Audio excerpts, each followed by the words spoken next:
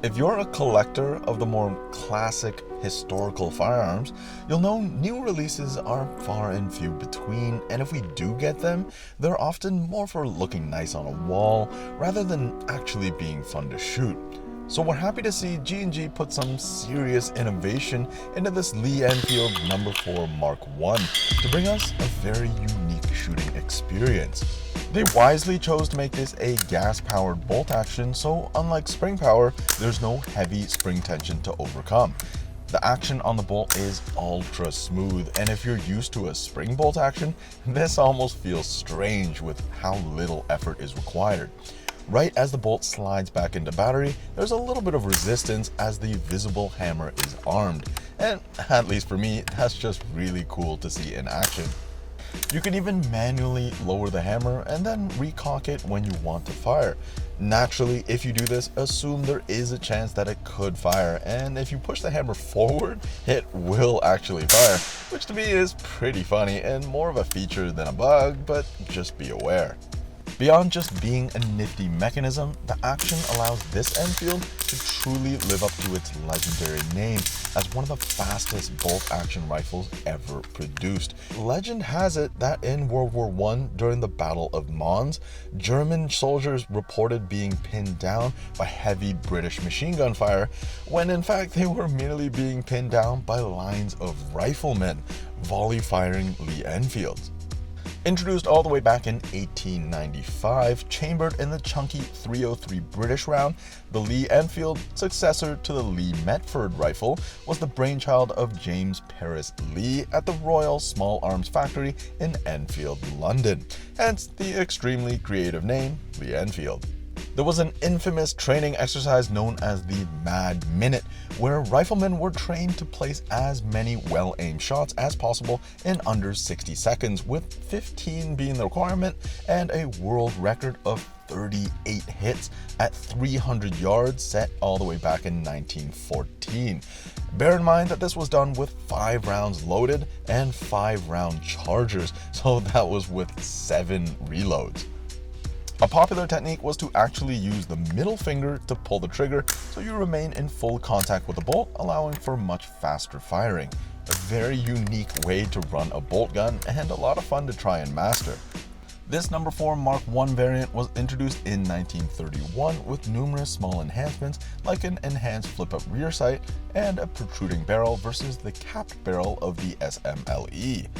Interesting note on the No.4. Here in Canada, a branch of the military known as the Canadian Rangers patrol northern Canada armed with No.4s since 1947 until only a few years ago in 2015. They favor the Enfield for its stopping power against dangerous predators like polar bears and reliability, especially in harsh cold conditions of the Arctic. The only reason it was phased out was lack of part support, and if that's not a testament to an incredible rifle, I don't know what is. Comparing it to a modern CQB AR, the Enfield is no small rifle, despite being designed as a shorter carbine length in its time. The length of pull on the stock remains versatile, and it's equivalent to about the second or third setting on a standard AR. Sadly, it's made of faux plastic wood, and I hope there will be proper wood kits in the future because aside from the stock, the metal parts on this gun look fantastic. There's just something about all the intricate details in the action that just scratches an itch for me.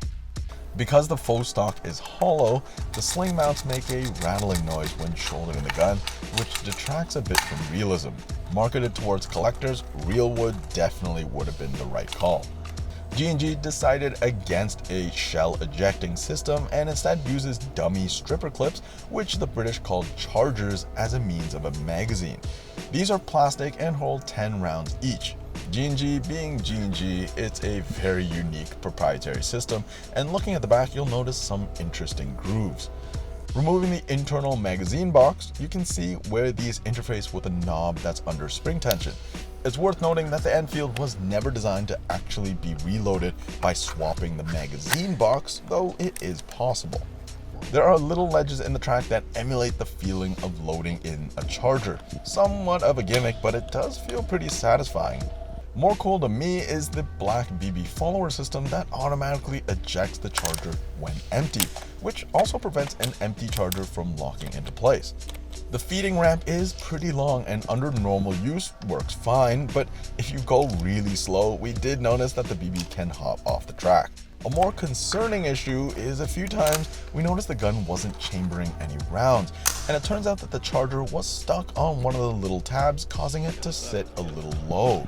We noticed that if it clicked down and back up into place, it was good, but if it didn't click back up, it was sitting too low. We get what G&G was trying to achieve with these dummy chargers, bringing a bit of practicality to an antiquated design, but as it stands, it could use a bit more work before I'd consider it a proper gaming piece. 3 chargers are included along with a unique speed loader. Loading BBs into the hopper, it holds enough to load all 3 chargers perfectly. Simply slide the slider and away you go. It actually works really well and is solid like G&G's other speed loaders, though it's a little silly to use a speed loader to load another speed loader. You can always directly load using a standard speed loader, but we did notice it could scratch up the feed lips. Gas is loaded into the stock with the inlet under a small door. Being a non-blowback, it's extremely gas efficient. We didn't test gas capacity, but one fill was enough for all of our shooting. You'll also find a hop-up adjustment tool which slots in front of the box magazine. It's a proprietary tool, but luckily a small flathead will work in a pinch. Iron sights are relatively standard ghost ring sights of the era, with a massive flip-up sight if you need more elevation. Certainly not necessary for airsoft, but a pretty cool, unique feature nonetheless. To remove the bolt, flip up the rear sight, depress the little bolt release button, and finally twist the front of the bolt and pull it right out. Here we can see the gas inlet and the built-in hammer. A really cool design, simply reverse the directions to reinstall. Taking a look at the trigger, there is a small amount of take up until the wall. Brake is very light and clean with a small amount of over travel. There is no reset and trigger must be released to recock the gun. We were really happy with the trigger feel, and a great trigger is just something we definitely want for a bolt gun. Running it on the range was definitely a lot of fun and a very interesting experience compared to standard airsoft guns. It's one of those guns where you really feel like it takes practice to master, and running some basic drills adds a really fun element. So should you buy the G&G Lee Enfield? If it's a gun you've always been a fan of, this new system is definitely worth taking a look at and a lot of fun on the range. However, as a straight collector's piece, the plastic dummy chargers just aren't all that realistic, and the full wood stock is definitely a downer. I'd really like to see this used as an actual gaming piece, and if you can figure out the minor issues related to the charger, it definitely does have potential. Either way, I'm very happy to see some attention given to older historical guns, and I commend G&G for trying out a very unique system that's just a bit more practical than searching the ground for all your dummy shells. As always, thanks so much for watching. Subscribe to the channel if you feel like it, and I'll catch you on the next one.